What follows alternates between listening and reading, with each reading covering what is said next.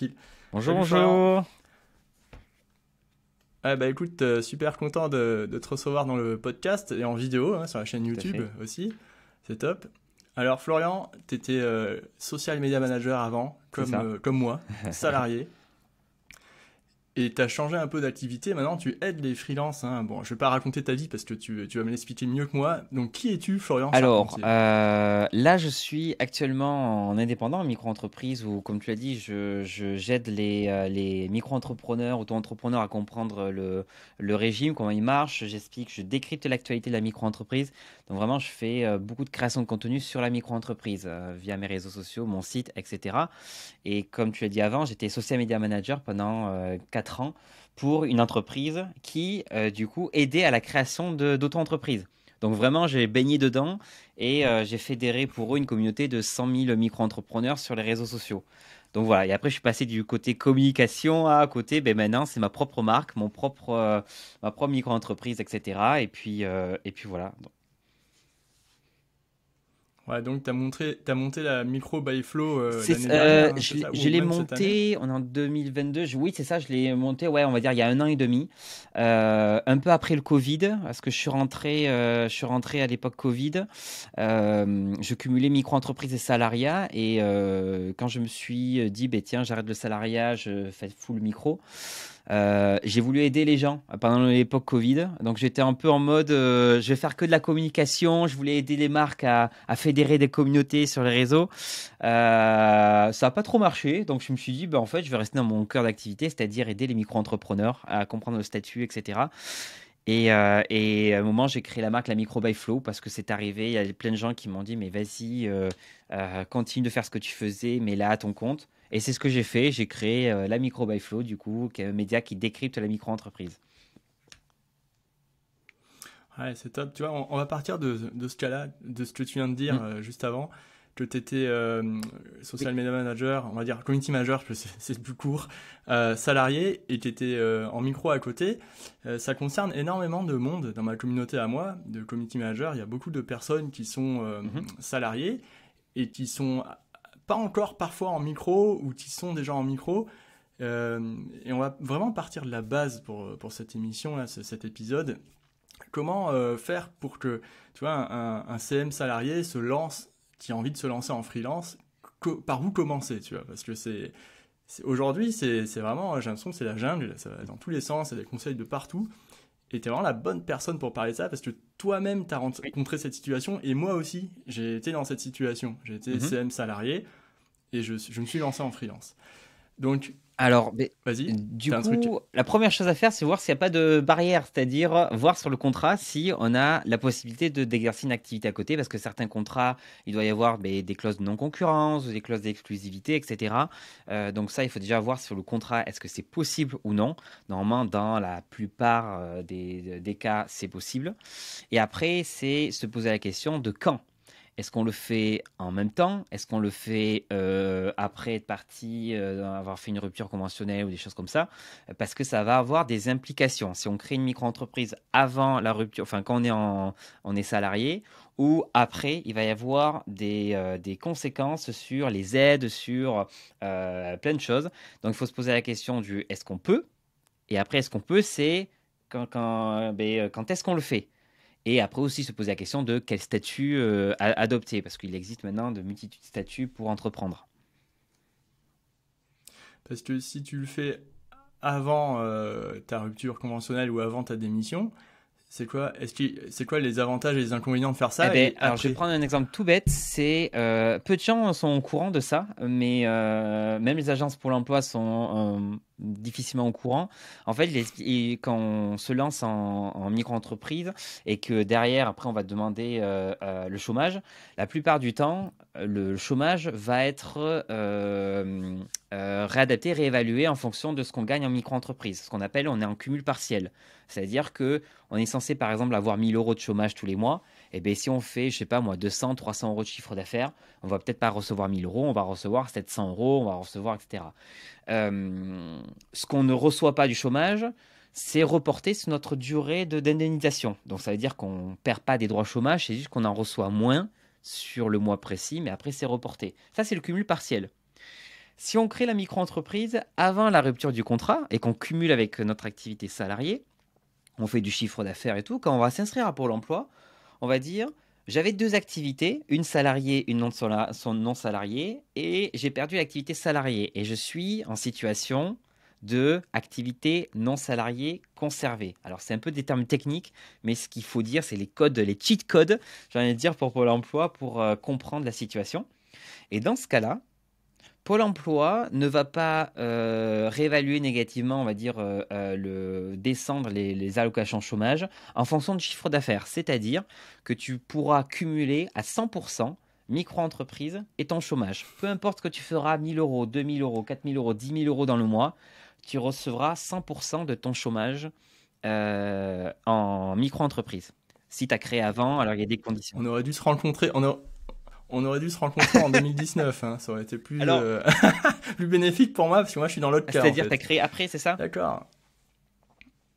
Non, en fait, moi, quand je fais un chiffre d'affaires, quand je dépasse un Oui. certain plafond, bah, le Et chômage, je bien le touche voilà, pas c'est en ça. fait. Et bien, exactement. Alors, le chômage, tu ne le touches pas, mais il est reporté sur le mois suivant, donc tu perds pas. En fait, il y a des avantages et des Ouais, inconvénients. oui, il est reporté. C'est-à-dire que Oui, les gens, tu vas me dire, c'est trop bien d'être en cumul 100%, mais le truc, c'est qu'après, tes droits au chômage s'épuisent beaucoup plus vite. Et un autre truc, si tu as créé avant ta rupture oui. conventionnelle et que tu as plus de 30 ans, il y a très peu de chances que tu puisses bénéficier Mm. de l'ACRE, qui est une exonération de cotisation de 50%. Parce qu'il faut remplir des conditions, soit être demandeur d'emploi, soit avoir moins de 30 ans, etc. Donc, c'est-à-dire que si moi, je me dis, ben, tiens, je vais créer ma micro-entreprise en même temps d'être salarié et que j'ai plus de 30 ans, ben ouais, j'aurais cumulé 100%, mais par contre, j'aurais pas l'exonération de cotisation sociale qu'on peut demander parce qu'on est chômeur, etc. Parce qu'à ce moment-là, Et ouais, oui, et ça, et l'ACRE, enfin bon, l'ACRE t'en parle, mais moi ça m'a beaucoup ouais. aidé la première année, quand j'étais CM freelance. Alors je crois que les taux ont changé depuis, mais c'est la première année, c'est Ah, 5,5 ou ça a je sais changé pas, la maintenant, c'est deuxième année c'est 50% 11%, la troisième d'exonération. année. Donc, c'est 11% et après, on passe à, Ah! à 22. Ça Et n'a ouais, plus rien à exactement. voir. D'accord, ok, bon ben. Ok, ben au départ, moi la première année, je cotisais à 5% de l'URSSAF. Bon, on va en parler juste après, que là on va emmêler les gens sinon, qui écoutent le podcast. Alors, c'est quoi le statut le plus intéressant pour lancer son activité de community manager freelance? Alors, le plus intéressant, je sais pas si ça va être le plus intéressant, j'ai beau parler de micro.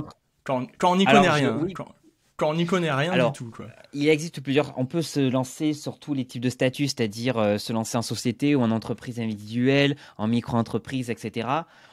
Ça, il y a aucun problème. Par contre, il va y avoir un intérêt à se lancer dans dans des statuts, on va dire, juridiques qui sont assez faciles, simples, etc., comme la micro-entreprise. En micro-entreprise, on est ce qu'on appelle en entreprise individuelle, donc une entreprise en nom propre. Et on a un régime de cotisation, on va payer des cotisations de façon très simplifiée, une compta très très très simple. On n'a pas de frais à la création, alors que quand on crée une société, ça va nous coûter des sous de créer une société. Donc la question par contre à se poser, c'est est-ce qu'il vaut mieux faire de la micro-entreprise, qui est le statut le plus prisé quand on se lance en freelance, ou faire des statuts de société qu'on peut faire même en solo, en indépendant, donc une SASU, une EURL, etc. La question, ça va être est-ce que je vais avoir beaucoup de frais ou pas si je fais de la sous-traitance, parce que c'est des frais que tu ne peux pas déduire en micro-entreprise. Donc la question du statut, j'ai envie de vous dire, c'est d'abord se dire est-ce que je vais avoir beaucoup de frais, est-ce que je vais sous-traiter, des choses comme ça. Si c'est le cas, ben, la micro-entreprise, ça va peut-être pas valoir le coup. Par contre, si je démarre comme ça pour tester une activité, pour savoir si mon projet va marcher et tout, la micro-entreprise, c'est le plus intéressant, on va dire, financièrement, et sur les principes des bases de cotisation, etc. Donc la micro-entreprise, le Ouais, premier bah statut le plus oui. prisé, on va dire qu'on se lance en freelance. Ouais. Bah, c'est vrai que la micro, moi je me suis lancé en micro, et bien je veux dire, c'est vrai que ça a des avantages. Vraiment, les avantages de la micro, c'est qu'il y a, pour moi, c'est qu'il n'y a pas beaucoup d'administratifs par rapport à d'autres types de Oui, c'est sociétés, ça. quoi. Et puis, bah, t'es limité dans plusieurs choses, mais en même temps, les avantages, c'est que tu cotises moins aussi. Enfin, après, bon, tu cotises moins, mais ça a des avantages ensuite pour ta retraite, etc. Mais ça, on peut Mhm. en parler après, bien sûr. Mais Voilà. Ok, donc la micro, c'est le statut le plus intéressant quand on veut se lancer en Oui, community manager pour tester son activité, trouver des clients. Ok, plus selon toi, intéressant, le ben, moins risqué. moi je Ouais, trouve le que moins c'est une bonne. risqué et le plus Voilà, intéressant le si moins on veut risqué, ouais. tester quelque chose et démarrer, ouais. Ouais, tout à fait. D'accord. Du coup, alors, combien d'étapes administratives il faut prévoir chaque mois quand on a lancé sa micro? Déjà, il faut la lancer, sa micro, tu vois. Il y a combien d'étapes? Est-ce que c'est facile de lancer sa micro? Ça Alors, se fait en c'est ça combien de temps? enfin, c'est ça l'avantage et à la fois l'inconvénient enfin, l'inconvénient de la micro-entreprise, c'est que c'est un peu trop facile. C'est-à-dire que demain, tu remplis un formulaire, tu dis l'activité que tu souhaites. La plupart du temps, on va te demander juste la photocopie de ta pièce d'identité, basta. Et tu reçois ton numéro de SIRET, c'est l'identifiant de ta micro-entreprise, ton entreprise. Tu le reçois dans les 4 semaines. Donc ça se fait, le formulaire, tu le remplis en moins de 10 minutes et tu as ton fameux SIRET. C'est assez rapide, mais c'est le problème, c'est que comme c'est trop rapide, les gens font pas attention aux options, quand est-ce qu'ils vont le créer, les options fiscales, Hmm. sociales, etc. Parce qu'il y a des petites subtilités, mais c'est un peu rapide à créer et c'est surtout gratuit. En fait, l'accès à la micro-entreprise, c'est gratuit pour la création. Tu parlais de subtilité, il faut faire attention à un truc en Eh bien, particulier comme je ou dis, donc la date de début d'activité, par exemple, je ne recommande pas de créer en fin d'année parce que du coup, ce qui va se passer, c'est que le CA qu'on va faire, les impôts, etc., vont dire on va l'allonger sur 12 mois pour voir ce que vous auriez fait si vous avez fait 12 mois d'activité. Donc ça peut péter les plafonds, etc., ce qu'on appelle la règle du prorata tempori. Donc, et pareil, si demain tu veux avoir l'aide exonération ACRE, il faut démarrer en début. Je donne plein de petites astuces pour les gens qui veulent le créer, mais il faut démarrer en début de trimestre civil, janvier, avril, juillet, octobre, parce que du coup, l'ACRE marche en trimestre civil. Si je démarre aujourd'hui le 17 novembre ma micro-entreprise, eh bien, je vais avoir l'ACRE pour cette fin de trimestre civil plus 3 trimestres civils. Alors que si j'avais démarré en janvier, j'aurais eu 4 trimestres civils complets. Donc voilà, il y a ces petites subtilités. Et après, c'est une trop option bien. fiscale, le versement libératoire. Il y a beaucoup de gens, grosse erreur, qui disent il faut la choisir. C'est une option qui permet de dire je vais payer un petit pourcentage de mon chiffre d'affaires en plus, qui est l'ordre de 2,2 pour les CM, pour payer les impôts. Tout le monde va dire mais c'est génial, je veux le faire, comme ça moi j'ai payé mes impôts. Mais premièrement, il y a une condition pour pouvoir en bénéficier. Il faut vérifier revenu fiscal de référence l'année N-2, bref. Et deuxièmement, il y a certaines personnes, ça vaut pas le coup. Si vous n'êtes pas imposable de base, c'est-à-dire que vous n'avez pas assez de revenus pour payer les impôts, et bien du coup, avec cette option, vous vous rendez imposable et vous ne pouvez pas vous faire rembourser. Ouais. Donc voilà, il y a des petites subtilités comme ça. Et bah tu vois, moi c'est trop marrant parce que moi j'ai lancé ma micro-entreprise en 2019 Oui. en janvier, mais par hasard, hein, j'avais pas du tout capté tout Mhm. ce que tu viens de dire, tu vois. Et, et en fait j'ai tout fait, j'ai coché 2 cases sur 3. Bon, le versement libératoire, je savais même pas ce Mhm. que c'était à l'époque, perso, donc Donc tu voilà. l'as pas Donc opté. j'ai raté, enfin je l'ai pas opté parce que je savais pas ce que c'était, et voilà, maintenant ça sert à rien non plus. Et du coup, voilà, je suis dans la bonne case. J'ai coché les bonnes cases et je suis Ah, content, mais tu vois. c'est ça en fait. Ouais, il faut faire attention aux Ouais, options parce que, bah, comme je dis, le versement libératoire. Là aujourd'hui, je prends un exemple pour des gros chiffres d'affaires. Moi, je vais avoir à payer que 1000 euros d'impôts, alors que si j'avais pas pris le versement libératoire, je serais peut-être à 4 500 euros d'impôts. Il y a quand même des grosses différences de si on prend l'option ou pas ah, l'option. mais attends, ça m'intéresse ce que tu viens de dire. Mais il n'y a pas un plafond. Il n'y a pas un plafond de chiffre d'affaires. Ah, Alors, c'est année moins c'est pour 2, ça, ils hein. prennent Il le y a un revenu plafond, c'est fiscal ça? l'année -2. Moi, par exemple, mon chiffre d'affaires annuel est de 50 000 euros, mais comme l'année Bien. dernière, je faisais à peine que 20 000 ou 25 000, etc. et tout, et ben du coup, l'impact du versement libératoire, à savoir que dans 2 ans, et dans 2 ans, je ne pourrai plus avoir le versement libératoire. Donc, c'est pour ça que c'est intéressant pour les gens qui veulent se lancer et qui ont un super contrat avec un client qui va leur faire, ben, je sais pas moi, 30 000 euros de chiffre d'affaires, etc. J'avais calculé pour une personne célibataire, seule, sans autre revenu, qu'il fallait, c'est à partir de 27 000 euros de chiffre d'affaires où ça devenait intéressant d'avoir le versement libératoire. Voilà. Donc, Ouais. Et moi je vais voir si. Enfin, en fait, j'ai demandé une année trop tard, je ah oui. pense. En fait, j'ai demandé. Alors, en plus, il faut le demander avant une certaine date, hein, ce versement libératoire. Je me suis fait Quand avoir, tu en le fait. J'ai demandé Ouais, quand en. tu le crées, oui, quand tu le crées, enfin, on te le demande à la création, si tu le prends pas, et tu as 3 mois pour le changer. Et chaque année, tu dois Ouais. vérifier si avant, du coup, c'est avant octobre ou novembre, C'est le 30 je pense avant septembre, non, ou le octobre. 30 novembre. Ouais, ouais, un Ah, truc et dans le ouais, genre. Moi, je me suis vraiment avoir que je suis passé après coup.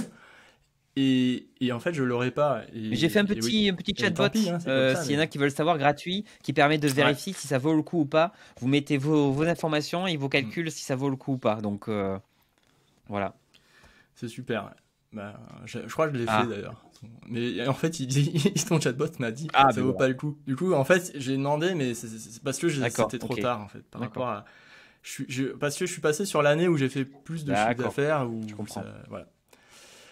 Ok.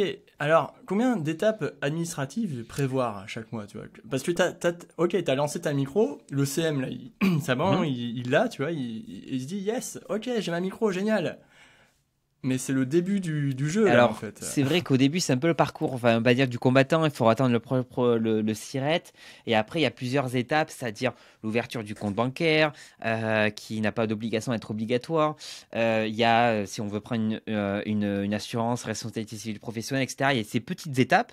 Mais après, en étape, on va dire régulière, administrative, il n'y a que la déclaration de chiffre d'affaires à faire. C'est-à-dire une fois. Alors moi, je recommande, on a le choix tous les mois, tous les trimestres. Moi, je recommande tous les mois.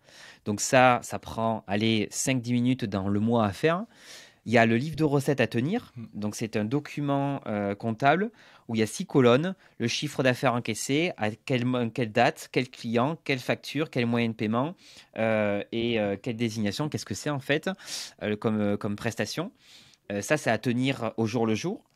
Et pour ceux qui demain factureront la TVA, ce qui n'est pas pour l'instant le cas, parce il y a des plafonds, des seuils jusqu'à où on ne facture pas la TVA. Mais si on les dépasse, on va devoir facturer la TVA à ses clients et donc faire une déclaration de TVA. Donc là, quelqu'un qui se lance et qui fait pas beaucoup de chiffre d'affaires ou autre, déclaration de chiffre d'affaires à faire, le livre de recettes à tenir, une fois par an, faire la déclaration d'impôt, de revenus. On a la CFE qui arrive en fin d'année. C'est une genre de taxe d'habitation, Ouais. mais appliquée à la micro-entreprise. Mais là, il y a juste un Ouais, formulaire à ouais. remplir au moment de la création. Donc en fait, il y a très peu de Mm. formalités pour la micro-entreprise. Ouais, c'est clair. Mais c'est vrai que c'est. Au début, en tout cas, c'est vachement intéressant. Parce que moi, au début, je me rappelle, je payais pas la CFE. C'est ça. Où c'était des montants ridicules, quoi. Euh, je... La première année, j'étais à moitié salarié, donc j'ai pas vraiment fait de Hmm. chiffre d'affaires. J'ai fait moins de 5 000 € de chiffre d'affaires ma première année. Et avant de me lancer à 100%. Donc j'ai pas payé d'impôts la deuxième année. D'accord. Quand j'ai commencé à là générer du chiffre d'affaires très très important. Enfin, pour moi, hein, c'était Oui. très important. Et du coup, c'était génial de pas payer d'impôts la deuxième année. Et là, au fur et à mesure du temps, là, par contre, Ah, ah il me oui. loupe plus, quoi. Mais bon, en tout cas, ce que je veux dire, c'est que, ouais, ouais, c'est vrai que c'est assez light. Moi, je me cale une journée, une demi-journée par mois où il y a marqué le temps, C'est moment parfait. administratif et je fais tous mes Mais papiers, ça, toute c'est ma top. paperasse. Ça, Voilà. c'est top pour pouvoir se dire, Ok. tiens, je fais le point. Il y a des gens qui tiennent pas leur livre de recettes, c'est une obligation. Et c'est un Mm. contrôle, c'est ce qu'ils vont demander. Donc oui, il vaut mieux le faire soit Mm. un petit peu tous les jours ou alors se caler un moment dans le mois, etc. pour faire ça correctement et au moins Mm. c'est fait. On n'a pas cette charge mentale, etc. Exactement. Ouais. Ok. Il y avait la question pourquoi la TVA fait si peur. Moi, en fait, quand je me suis lancé, je me rappelle que le moment de la TVA, ça me faisait mais flipper, un truc de malade. Tu vois. Je me disais, waouh, mais c'est Ouais. quoi la TVA? Ça va être horrible. Mais en fait, la TVA, il y a un freelance qui m'a raconté ça, il m'a expliqué en deux. Il m'a dit, en fait, entre professionnels, la TVA, on se la refile, en fait, mais c'est que le consommateur à la fin qui la paye, quoi. Donc, en fait, c'est juste une formalité de plus administrative à faire. Alors, ouais. Et ce qui est intéressant, c'est aussi de la récupérer, Et quoi. tout à fait. Alors la Vas-y. TVA, c'est vrai que c'est un peu, c'est la deuxième, on va dire, bête noire des micros, parce que du coup, jusqu'à un certain seuil, qui va être remonté en 2023 à 39 000 et quelques, on n'a Mm. pas besoin de facturer la TVA. On ne la facture pas parce qu'on a ce qu'on appelle la franchise en base. Moi, je recommande à, on va dire, les 3 quarts des CM qui se lancent, de demander dès le début, même avant de passer les seuils, de facturer la TVA à la condition s'ils ont des clients professionnels qui peuvent la récupérer. Si moi je me lance en tant que CM et je travaille pour des grandes marques ou des marques qui peuvent récupérer la TVA, tant mieux, parce que la TVA, en fait, c'est pas un coût pour elles, pour les autres entreprises, peuvent la récupérer. Par contre, si je suis un CM et je vais tenir je vais facturer des micro-entrepreneurs qui ne peuvent pas récupérer la TVA, là c'est un peu moins cool, on va dire. Mais moi, je recommande pour ces CM qui la plupart facturent des entreprises, de demander à passer à la TVA dès le début. L'avantage, on n'a pas besoin de suivre les seuils et de s'inquiéter sur je vais passer à la TVA, ça va faire 20% en plus, machin chose, etc. Deuxièmement, on peut récupérer la TVA sur tous les biens, les services, les logiciels en lien à l'activité, les Swello, Agora Pulse, etc. et tout. Le Voilà, coworking. tous Non, mais ces oui. trucs, ces logiciels utilisés, on pourra récupérer la TVA. Si on facture des clients professionnels, eh ben, ça lui coûte pas plus. Et nous, nos cotisations, impôts, etc., on les paye sur le chiffre d'affaires hors taxe. Donc, ça n'a aucun impact négatif sur la trésorerie d'une micro-entreprise de passer à la TVA. Ouais, bah, tu t'as dit, ça pénalise forcément si t'es micro et tu vends à des micro-entrepreneurs, mais aussi aux associations. Oui, c'est ça, ouais. particulier. Les associations, elles payent la TVA et elles, ça les embête terriblement. Oui, mais Donc, si tu démarres, dès le début, t'as pas ce truc, tu vas faire une augmentation parce que le référentiel il est directement avec la TVA, donc ils vont pas voir qu'il y a une augmentation en fait si tu démarres dès le début. Oui, c'est clair. Exactement. Ben, franchement, c'est super chouette parce que ça aussi, demander la TVA dès le début, moi je l'ai pas fait, tu vois. J'ai dépensé pendant des années des outils. Surtout que la déclaration de TVA, en plus, je vais rassurer les gens, il y a 3 lignes à remplir pour un CM. Vraiment, si vous facturez en France, il y a 3 lignes à remplir. Une ligne, il y a 2 lignes, c'est exactement le même montant que vous indiquez à l'URSSAF de chiffre d'affaires. Et une autre ligne, c'est sur combien de TVA vous souhaitez récupérer, vous souhaitez déduire. Et on va dire le minimum de la déclaration, elle est faite. Il n'y a pas de justificatif à donner, etc. et tout. Donc. Ouais, exactement. Non, c'est hyper simple. Après, il faut garder les factures, les justificatifs, etc. Oui, tout à fait. Voilà. Ok, mais c'est vraiment top ça, parce que c'est vrai que ça peut aider beaucoup de personnes. Écoute, là, on va parler d'un autre sujet. Moi, je me rappelle que la première fois avec mon premier client, et la première fois, il m'a dit envoie-moi un devis, tu vois. Donc, j'ai envoyé un devis. Je l'ai fait par hasard, j'ai fait sur un logiciel gratuit, ça. Et après, il me dit envoie-moi une facture. Et je lui ai renvoyé un devis. Et il m'a dit non, il faut que tu m'envoies une facture, pas un devis. Et en fait, je comprenais pas la différence entre devis et facture.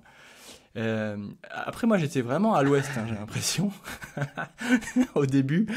Mais c'est quoi la différence, tu vois? Bon, là, c'est une question basique. C'est très bien de rappeler les basiques parce que du coup, il y a beaucoup de gens qui ne font pas de devis et pour les CM, ça peut être négatif. Je t'explique pourquoi. Un devis, ça va être un document commercial qui va dire ma prestation, voilà, c'est une proposition de commercial qui va dire ça va coûter tant pour tant d'heures ou tant de machin. On va faire ça, qui va fixer les conditions de paiement, etc. et tout. Si la personne accepte le devis, signe, etc., et donne son accord, ça vaut acceptation commerciale. Donc normalement, le client doit payer et le prestataire, donc le micro-entrepreneur, doit exécuter la prestation. C'est un engagement en fait, dès que le devis, etc. La facture, ça va être, on va dire, la preuve de paiement ou alors, c'est-à-dire que tu vas demander, c'est comme le ticket de caisse. Quand vous allez faire vos courses, c'est exactement comme le ticket de caisse. Ça va être la preuve de paiement ou pour dire, ben voilà, maintenant, tu me dois tant. Le devis, vous pouvez faire un devis à 1000 euros et après, si derrière vos factures, j'ai bien fait le nombre d'heures, et je vais du coup facturer 1000 euros. Le devis, c'est juste, est-ce que tu as accepté les conditions? Et après, on fait une facture qui soit peut-être le montant du devis pour dire, voici, paye-moi maintenant. Donc, voici un peu la différence entre les deux. Et il y a beaucoup de CM qui ne souhaitent pas de faire de devis. Et c'est dommage parce que le jour où ils travaillent avec des entreprises pour 1000 euros, 2000 euros par mois, etc., pour gérer les réseaux sociaux, le devis, il est là pour sécuriser la relation. En disant, mais moi, je vais faire ça, mais toi, tu t'engages à me payer à la fin. Et la facture sera là pour dire, voilà, paye-moi ou tu m'as payé. J'espère que c'est plus clair. Ouais, exactement. Ouais, non, mais c'est super ce que tu dis. Et alors, il y a encore plus sécurisant pour les CM aussi, c'est d'envoyer des conditions Oui. générales de vente qu'on a préparées au préalable ou les faire paraffer au client pour ça soit bien sûr que Mhm. ça soit lu, ou au moins les envoyer avec le devis, quoi. Moi, c'est ce que je suis arrivé très vite à faire ça parce que ça me protégeait encore Oui. plus. Oui, ça protège la relation, ça protège, on va dire, les conditions. Imaginons que enfin, tu négocies pour 20 heures dans le mois ou 20 postes, peu importe, 20 postes, Mm. et que ton client te dit, bah, tiens, Ouais. j'aimerais bien en rajouter 5. Comment, et il les veut pour demain, Mm. etc. Où est-ce que c'est marqué? C'est rarement marqué dans le devis, mais par exemple, dans les conditions, tu peux avoir Mm. marqué, tiens, le client peut prévenir 24 heures à l'avance, ou alors s'il y a des ajouts de dernière minute, ça sera Ouais. facturé tant, etc. Et les conditions générales, elles sont là Voilà. pour Ouais. préciser tout ce genre de choses. Mais je vais aller même plus loin en termes de sécurisation. Ce que je recommande au CM, c'est aussi de demander des acomptes. C'est-à-dire sur des grosses sommes, se dire, Mm. mais moi je commence ma prestation, mais d'abord tu me verses un petit montant. Parce que si demain, moi, j'ai fait par exemple 20 postes pour mon client, je les ai préparés, je donne ça à mon client, et je lui dis, bon, tu peux me payer. Mon client va dire, bah non, non, c'est bon, et maintenant j'ai mes postes, je te paye pas, bye bye. Et là, on se dit, bah, on a travaillé un peu pour rien. Mm. Donc, avant de commencer une grosse Ouais. prestation, j'invite à demander un acompte qui est souvent de 20, 30%, etc.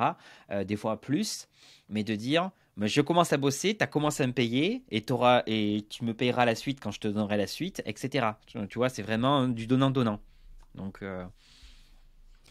Ouais, ce qui est parfaitement normal, puisque quand tu vas finalement au magasin de chaussures, tu t'achètes une nouvelle paire de sneakers, tu payes et c'est ça. directement et le montant est peut-être pas le même, c'est sûr, mais Mm. c'est quand même, voilà, c'est normal, quoi. Donc, c'est vrai que cette question d'acompte, moi, maintenant, je demande 50% minimum, C'est soit parfait. 100%, soit 50, soit Mais c'est parfait. 100% en fait. Parce que moi, j'ai pas Oui. eu de problème de clients qui payent pas, mais il y en a tellement eu dans mon entourage. Moi, j'ai eu un retard de 3 mois une fois. Un client qui m'a pas payé pendant 3 mois.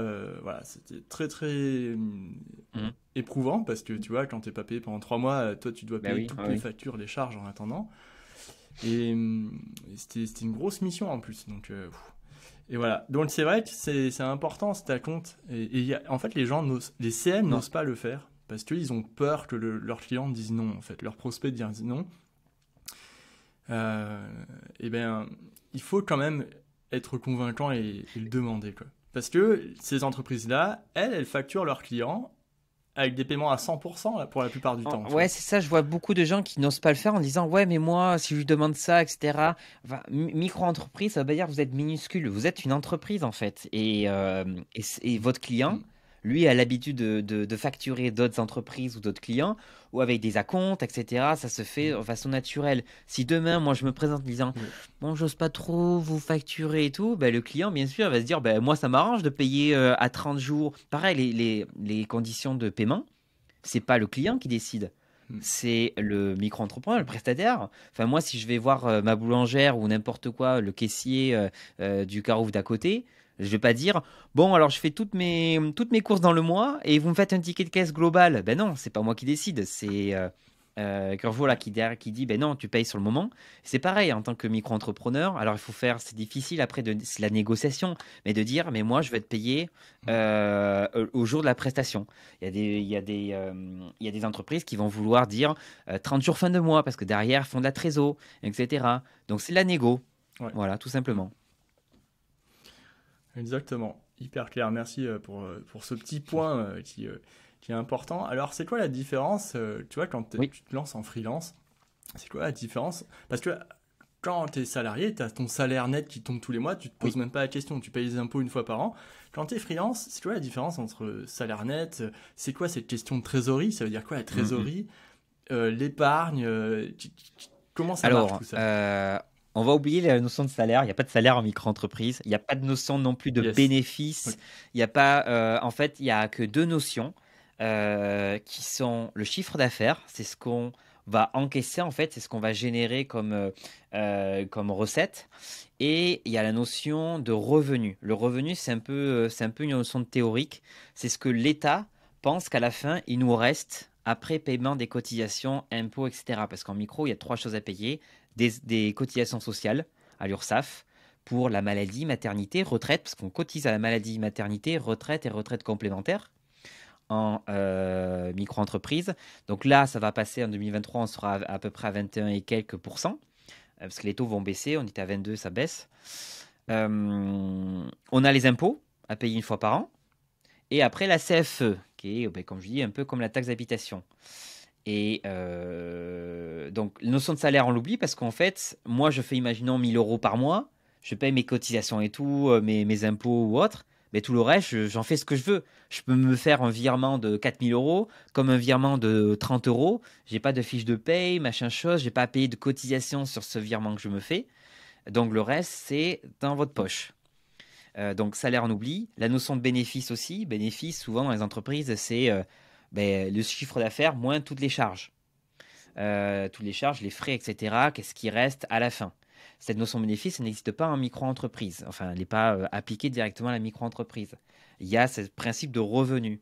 Et pour les CM, si par exemple vous dites que vous faites 10 000 euros de chiffre d'affaires, les impôts disent, nous on estime que vous avez fait et vous avez 34% de charges entre les cotisations et les frais. Donc on va enlever 34% sur ces 10 000 euros et on va estimer qu'il vous reste à la fin 6 600. Ça peut être vrai comme ça peut ne pas être vrai, mais la CAF, Pôle emploi, les impôts vont appliquer cette règle des 34%, d'enlever 34% pour dire, nous, on va calculer ce qui vous reste, votre rémunération, votre salaire, ce que tu veux, sur 66% de votre chiffre d'affaires.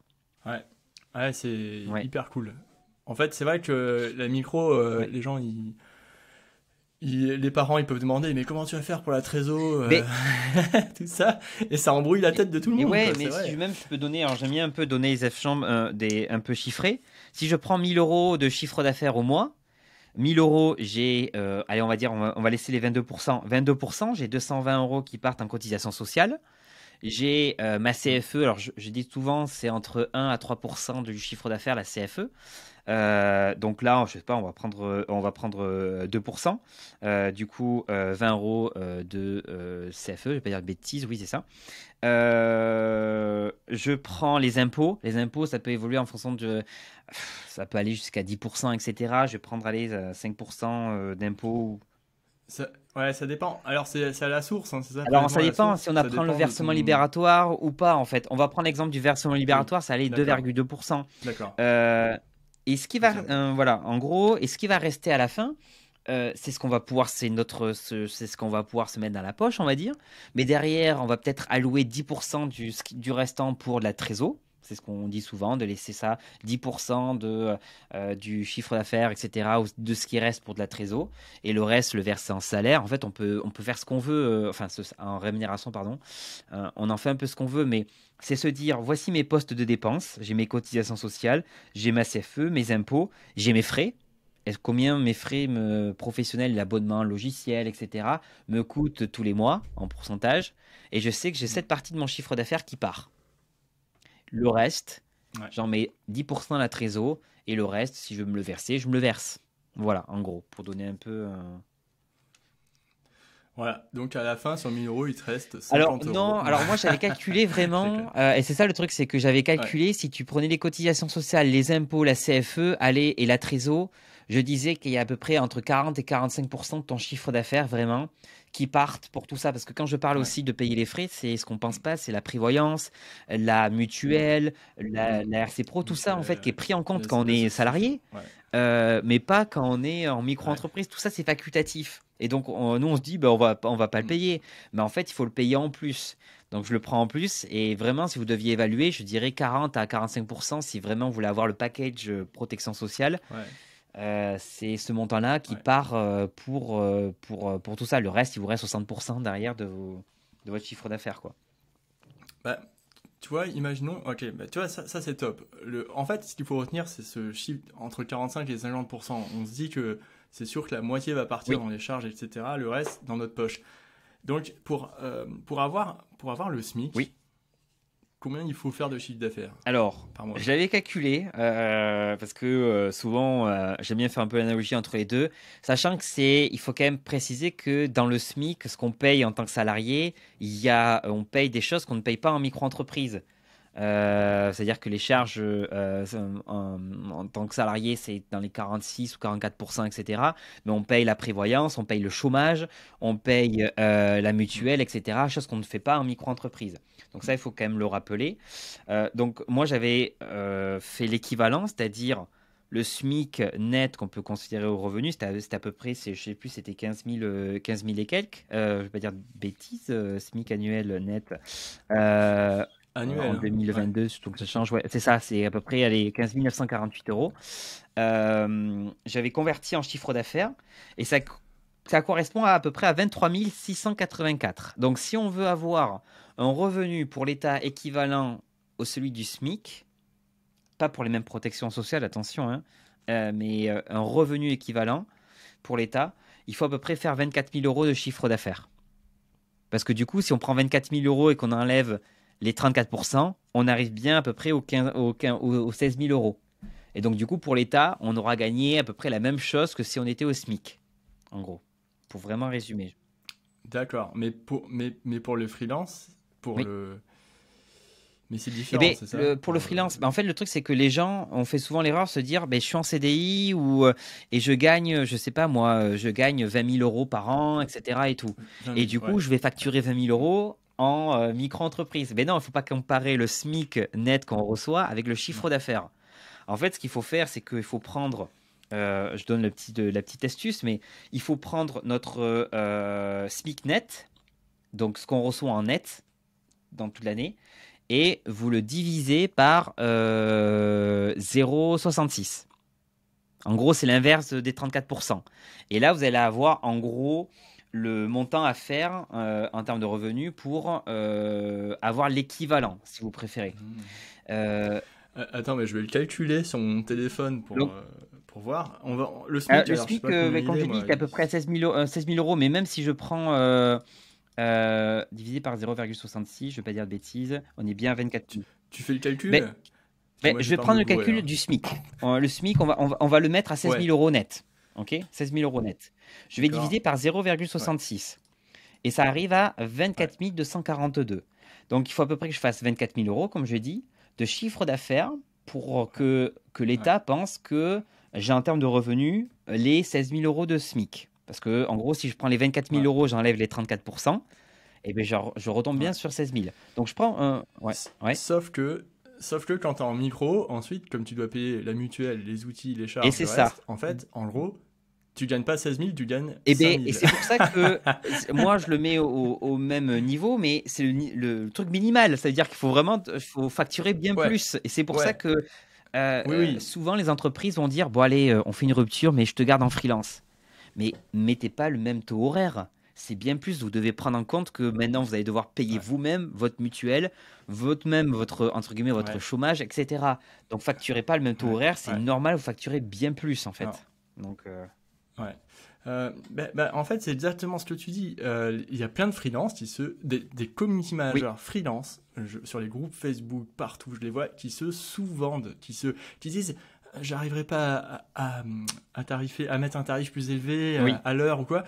Ils se sous-vendent. Et quand tu te sous-vends, ben, tu peux pas vivre en fait. Parce que si tu gagnes 16 000 net à l'année, mais quand tu enlèves toutes c'est tes ça. charges et il te reste 7 000 euros, ça fait combien par mois? Ça fait 600 balles. T'es au RSA en fait, en freelance. Quoi. Et c'est pas du tout l'objectif. Quoi. Donc c'est vrai que si tu veux bien correctement vivre en freelance, est-ce que. Enfin, il n'y a pas de. Parce que chacun vit Oui. à son propre à ce degré de vie. Mais en tout cas, si tu veux avoir un SMIC en freelance, il faut doubler les 24 000 euros de chiffre d'affaires. Il faut doubler, il faut arriver à Alors, 50 000, comme tu ouais, disais. alors Quoi. doubler, bon, si on arrive à doubler, c'est Enfin, pas. bon, là, c'est vénère. Hein. 50 000 direct d'entrée, c'est. Bon, c'est. Moi, j'ai pas fait ça. Hein. D'entrée, j'ai fait Ouais. 5 000, ensuite, je passais à 30 000, et ensuite, ça a été graduel. Hein. Ouais. Moi, je dirais, parce qu'on a mis la base des 24 000 euros pour avoir un revenu à peu près équivalent au SMIC. Si je veux prendre la prévoyance, la mutuelle, et en fait tout le package qu'on a en tant que salarié, qu'on ne se rend pas compte, je dirais que sur les 24 000, en fait, il faut facturer 30 000 euros de chiffre d'affaires pour avoir la même protection sociale, le même niveau de confort financier Mm, et de vie en mm, micro-entreprise que quand on était salarié au SMIC. Donc imaginez si vous gagnez 2 000 euros. bah, il va falloir faire plus que 30 000 euros, il va falloir faire 40 000 euros, voire plus de chiffre d'affaires. C'est pour ça qu'il ne faut pas se sous-vendre, parce que les entreprises, derrière, du jour au lendemain, elles s'en foutent que vous arrêtez votre mission, etc. et tout, elles ne vont pas vous payer votre chômage, etc. Donc voilà, il faut Mm. vraiment vous dire que vous n'avez pas cette Ouais, sécurité ouais, c'est clair, financière du CDI, exactement, ça c'est CDD. clair. Donc Et puis, facturez la valeur de votre t'as. temps et de vos charges. Alors, ouais, le temps. Alors là, on en vient à la question de ouf.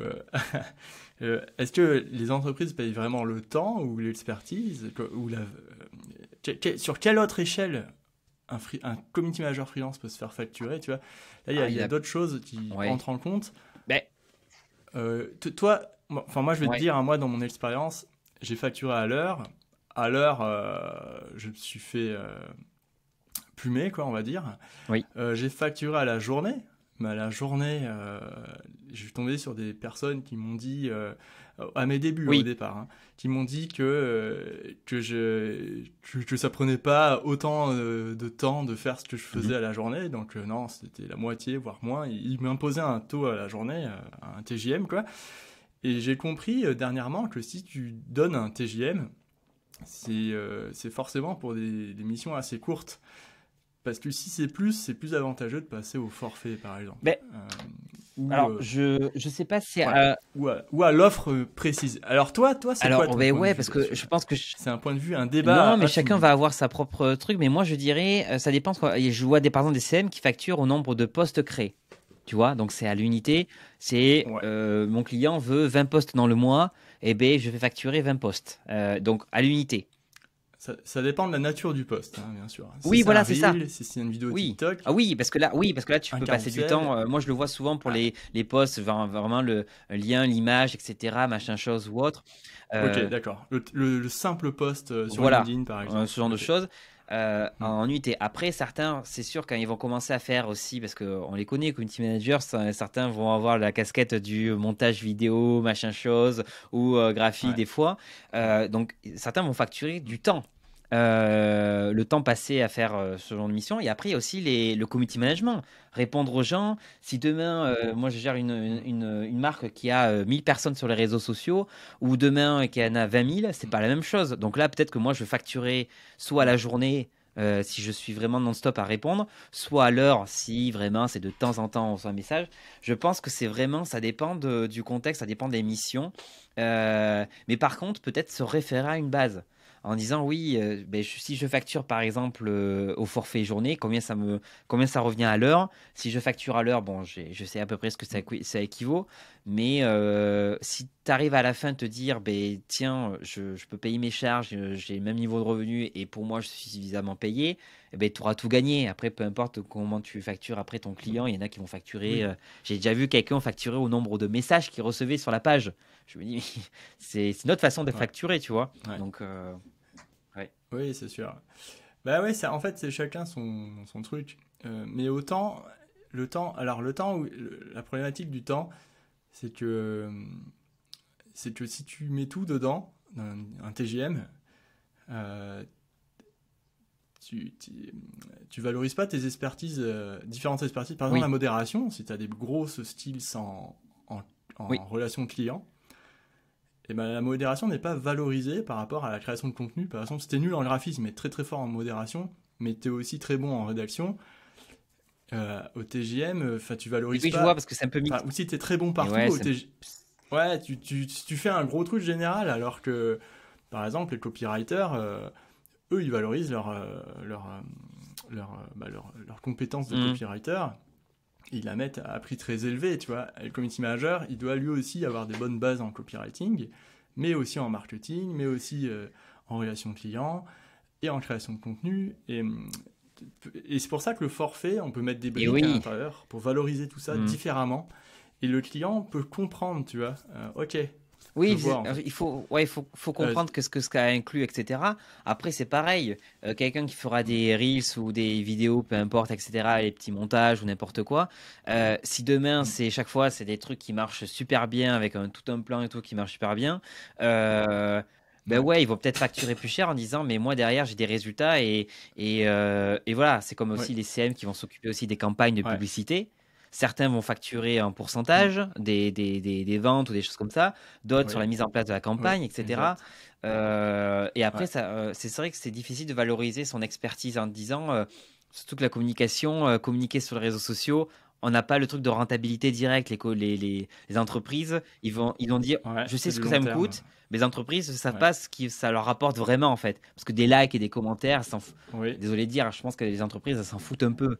Euh, oui, mais complètement. Elle s'en oui, fiche, mais complètement. Et d'ailleurs, c'est pour ça que le rôle de CM est si mais oui, dévalorisé aujourd'hui.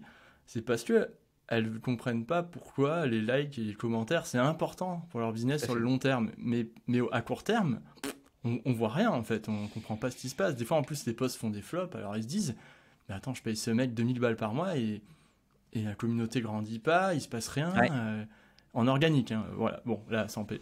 Et oui, mais c'est vrai qu'il y a cette dimension aussi là qui, bon, ça j'en parlerai dans un autre épisode avec quelqu'un d'autre sur la oui, question du ROI, comment prouver son ROI quand on est community manager et voilà.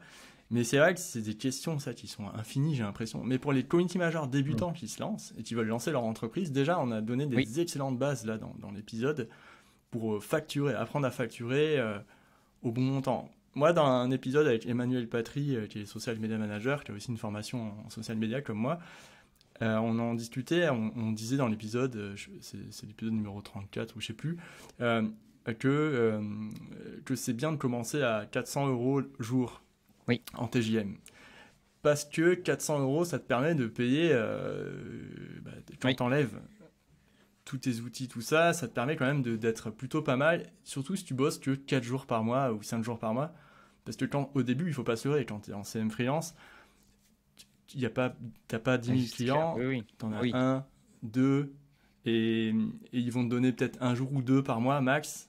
Donc en fait, il faut quand même prévoir ça, parce que si tu te mets à 280 comme moi il y ouais, a 3 ans au début, à 280, il faut 4 ou 5 clients qui te donnent chacun 3 et jours c'est ça.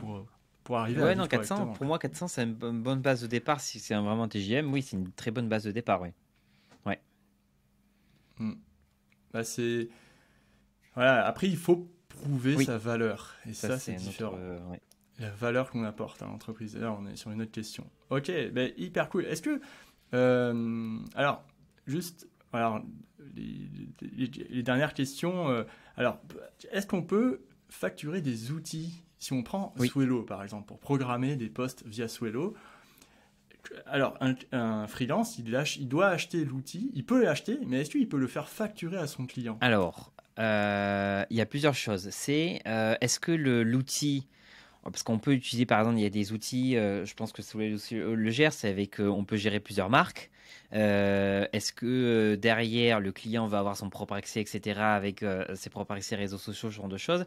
Est-ce que l'outil, on va l'acheter en son nom et après compartimenter en fonction des marques qu'on utilise? Ou est-ce que on va acheter la licence au nom de l'entreprise? Parce que l'entreprise peut dire, nous, on a un CM, on a déjà ça, etc. et tout. On voudrait pouvoir l'acheter le truc, mais qu'on puisse avoir la propriété, on va dire, de la licence du logiciel. Donc ça, c'est la question à se poser parce que du coup, j'imagine qu'on va parler des débours, qui est une Ouais. pratique en micro-entreprise, vu qu'on ne peut pas déduire ce qu'on achète. C'est une pratique qui permet de dire, j'achète au nom et pour le compte d'un client, et du coup, je ne vais pas le déclarer à l'URSSAF. Je prends un exemple. Demain, je facture 1000 euros de prestations de committee manager à un client. Il y a, en plus de ça, j'ai eu 200 euros pardon, 100 euros. Même, je sais que même si Solo c'est moins cher chaque mois, mais j'ai eu 100 euros par Ouais. exemple de frais de logiciel. Imaginons que je fais ma déclaration de chiffre d'affaires, mais je vais devoir quand même déclarer les 1000 euros. Je ne peux pas faire 1000 euros moins 100 euros en fait. Je vais devoir déclarer les 1000 euros. Donc je vais payer des cotisations, etc. sur on va dire, enfin, pas mes frais, etc. Mais c'est un peu ce genre de choses. Donc, Ouais, en fait, tu payes des cotisations sur Swello, alors que Swello, toi, tu et payes voilà. déjà Donc il y a l'outil. plusieurs Donc, façons. Tu te dis, ben tiens, alors le solo, je sais pas, ouais, il coûte 10 euros par mois, c'est ça? Ou je sais plus. je sais pas, il y a un forfait à Eh bien, 30 balles, je bah crois, ouais, bon, c'est 30 on va prendre, ou un peu allez, on va plus, je sais prendre plus. 30 euros. On va prendre l'exemple de sous les Ouais, 30 euros. Demain, moi, je peux dire, ben, tiens, je vais facturer l'abonnement à mon client. Et du coup, il y en a qui vont dire, ben, je vais facturer 30 euros vu qu'il me coûte 30 euros. Mais c'est une grosse erreur. Parce que derrière, moi, je vais payer 22% de cotisation sur ces 30 euros. Donc déjà, je perds de l'argent. Donc moi, par exemple, je facturerai Ouais. En fait, un il va peu plus. coûter. Ouais, c'est ça, il va coûter Et ouais, voilà, je 40 euros, facturerai quoi, peut-être ou 40 euros, je 45, et ferai une du petite coup, marge parce que ouais. derrière, c'est toi qui te Ouais. gères de la gestion Ouais. de ce logiciel. S'il y a Mm. des problèmes techniques ou Mm. n'importe quoi, donc peut-être que je vais facturer Oui. 40 euros. Comme ça, moi, si je paye mes cotisations, ça, c'est une première façon de faire avec tes clients. Mm. La deuxième Mm. façon, si ton client veut avoir la propriété du logiciel, etc., et il te dit, mais tiens, en fait, vous occupez, moi, je vous rembourse, mais toi, tu dis, ok, ben, je vais ouvrir un nouveau compte utilisateur sur Swello, par exemple. Je vais le payer de mes sous, mais par contre, je vais demander à facturer, que Swello facture, quand je vais faire les informations de facturation, l'entreprise. Donc moi, j'aurais sorti les sous de ma poche, et au moins le logiciel Swello appartiendra, et c'est ça qui est important, au client. Si on utilise le frais de débours, et dans ce cas-là, par exemple, j'aurais payé l'abonnement annuel, par exemple, à l'année, je vais prendre, donc, je sais pas moi, 300 euros.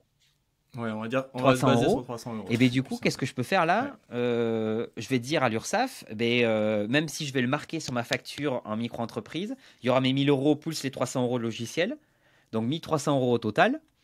Mon client doit me rembourser à l'euro près, j'ai pas le droit de marger sur le logiciel, vu que en gros j'ai avancé les sous, hein. Et du coup, je déclare à l'URSSAF que Ouais. 1000 euros. Ça, c'est une possibilité, ce qu'on appelle la partie facturation des frais de débours. Mais c'est un peu complexe parce qu'il faut demander l'autorisation à ton client d'avancer les sous pour machin chose. Il vaut mieux lui dire à Mm. ton client, si Mm. tu es dans ce cas-là, c'est-à-dire que tu lui laisses la propriété logicielle, il vaut mieux que tu lui dises, écoutez, je vous le donne le logiciel, vous créez juste un compte et après vous me laissez faire, vous me donnez un accès et je m'occupe du reste. Ou alors, tu Ouais. te prends un Exactement. compte Ouais. multi-utilisateur sur Swello, n'importe quoi, et là tu gères les différentes marques, etc. Mais au moins, tu as la propriété du logiciel. Voilà. Oui. Oui, c'est ça. En fait, pour moi, la partie la plus simple, c'est de payer, c'est de faire payer l'utilisation du logiciel et de l'avoir en nom propre Mais oui, pour soi, parce que on peut avoir plusieurs clients. Et puis, comme tu dis, on suit aussi les évolutions des fonctionnalités de l'outil, les mises à jour, c'est ça. etc., les bugs. Donc, c'est vrai qu'il vaut mieux facturer cette partie-là dans le forfait à part, quoi. Ouais. C'est ça, Ok, tout à fait. chouette. Euh, Très bien. Est-ce qu'un comptable est nécessaire en freelance? Alors, en freelance, parce que le freelance, on peut être freelance en SASU, etc. et tout. Mais Pardon, si c'est en, en micro, ouais, si c'est en ouais. Alors micro, il n'y là, a pas j'ai besoin de l'habitude. comptable. C'est-à-dire que Ouais. même que ce soit pour la TVA ou sans la TVA ou peu importe, l'expert comptable n'est pas du tout obligatoire. Le comptable n'est pas du tout obligatoire. Et vraiment, j'ai envie de dire même pas nécessaire. Je vais me faire peut-être taper sur les doigts par rapport au cabinet. Euh, Ouais. et j'ai envie de dire, les Mais cabinets s'en bon, foutent un peu des ouais, ouais. micros. Les trois quarts des cabinets. Oui, Donc, en même temps, ouais, au niveau de chiffre d'affaires, c'est pas leur tasse de. c'est ça. Ouais, c'est sûr. Mais alors, tu, tu parlais de livres de Oui. recettes tout à l'heure. Toi, tu utilises un outil Oui, spécifique? moi j'utilise Abi, A2BBY. Alors les grands ténors des logiciels pour les micros, il y a Abi et Freebie qui se, Ouais, qui se, qui se tire la exactement. bourre. Abi a une version gratuite, Freebie existait bien avant. Abi.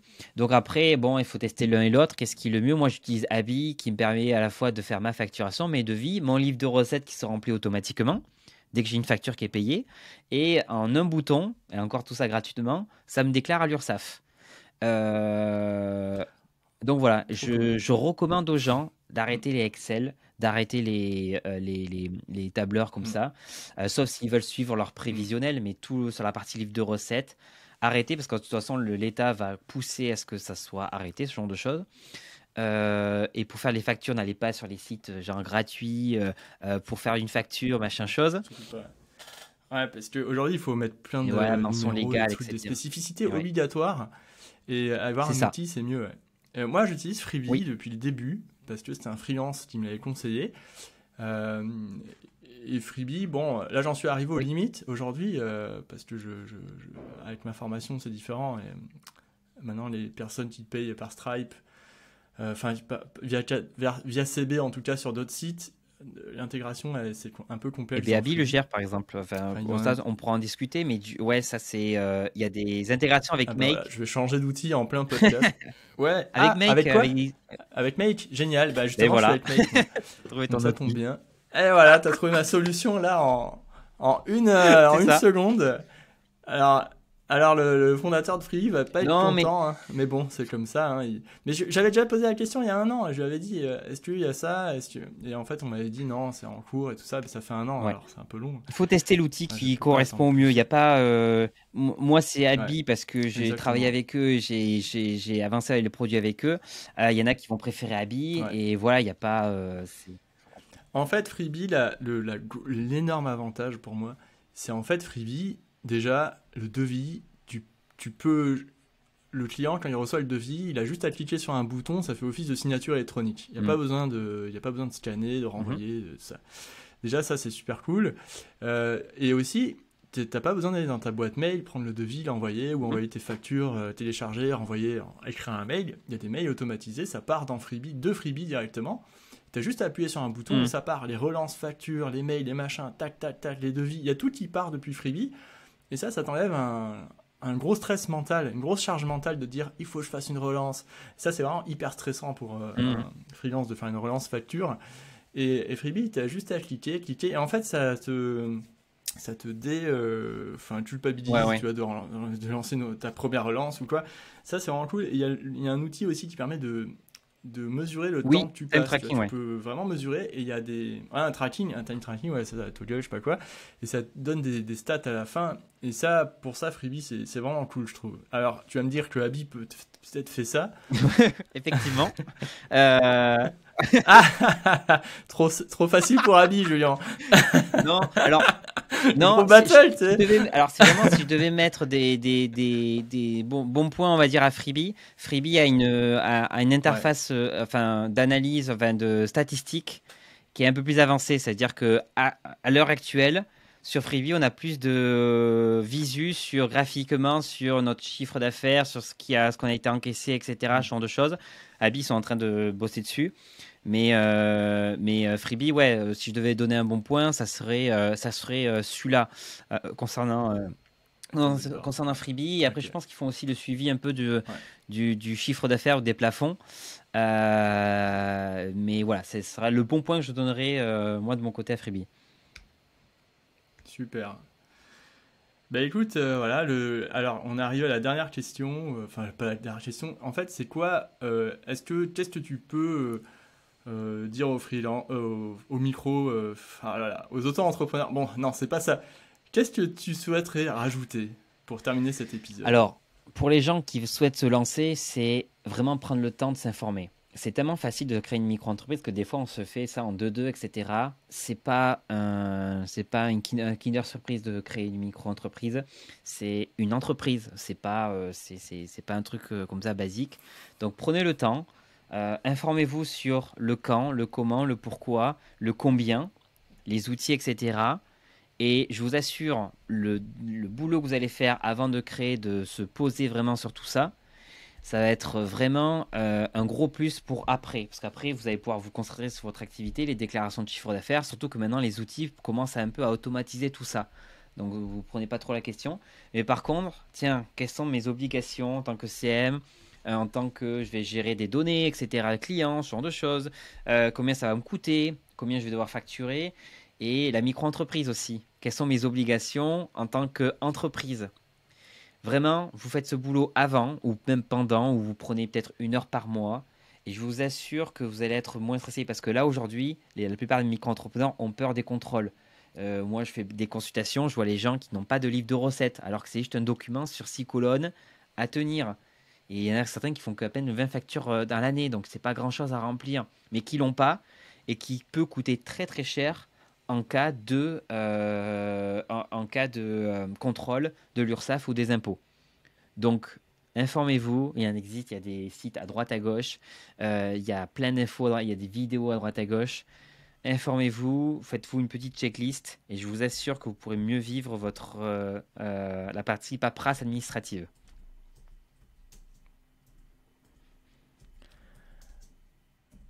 T'as aussi Des chatbots, tout Oui. ça, quoi. Hein. T'as newsletter, Alors là, t'as- pour les gens qui souhaitent suivre un peu l'actualité, la micro-entreprise, etc., j'ai une newsletter, j'ai des chatbots, et c'est ça, alors pour les gens qui ont vraiment la phobie administrative, j'ai des chatbots qui sont majoritairement pour tous gratuits, qui expliquent pour la déclaration de chiffre d'affaires, la déclaration de TVA, la création l'actualisation Pôle emploi, l'actualisation à la CAF, la déclaration d'impôt, la déclaration de CFE. Bref, tous les démarches Voilà. administratives, j'en ai fait C'est une monstrueux. vidéo, un article et un chatbot, Ouais. un petit assistant. Donc, pour vous guider. Bah, moi, je les Ouais. utilise hein, personnellement et je trouve ça Eh bien, super top. bien. Franchement, ça me fait gagner un Ouais. temps de Eh malade. bien, top. Parce qu'il y a beaucoup d'informations sur Internet, mais Mais là, là, le but, c'est c'est de te super. dire où est-ce que tu dois remplir, quel montant, parce que si je fais tous les calculs, déclaration d'impôt, on doit des fois calculer Ouais. un petit truc, la CFE aussi. Et là, en gros, tu me donnes les infos, moi je te fais les calculs, et ça se fait, c'est 24 heures sur 24, c'est vraiment un petit chatbot sympa, avec de l'humour, et je vous assure, je vous mets le défi de le faire, vous sortez avec le sourire à la fin du chatbot. Donc, Ce qui est ultra rare dans le domaine de l'administratif, exactement. dans les entreprises. Ok, merci Florian, c'est vraiment hyper cool tout ce qu'on a dit là pendant l'épisode. Et voilà, 1 heure, voilà. Moi qui veux à chaque fois dire je vais réduire, et ben 1 heure pile, ça marche pas. C'est toujours 1 heure. Voilà. C'est top, en tout cas, c'était sympa.